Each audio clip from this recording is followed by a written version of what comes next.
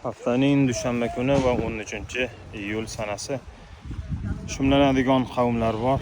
Qanaqangi shumlanadi? Bugun dushanba, og'ir kun va 13-raqam bexosiyat raqam deydigan xurofot gaplar bor. Ularning hammasi bir jaholatdan va aqidada noto'g'ri bir tushunchasi bo'lgan insonlarning gapi bo'ladi. Holbuki vaqt va kunlar hammasi Allohning mulklaridan bir mulk hisoblanadi. Alloh taolo o'zi xohlaganday ularni boshqaradi. Va ular na yomonlik va yaxshilik keltira olmaydi, balki muayyan bir kunlarni Alloh taolo o'zi barakotli qilib qo'ygan, Ramazonga o'xshagan, Zulhijja oyini 10 kunligiga o'xshagan va hokazo. Bugungi kunda mana hozir uchta yevro setkani 29 sadoni 2.5 to'r qalinlikdagi yevro setkani o'z egalari tomon chiqarib olyapmiz. Kimgadir 3 yevro setkalar kerak bo'ladigan bo'lsa, aloqaga chiqing. Raqamlarimiz ekranlarda chiroyli qilib yetkazib beramiz.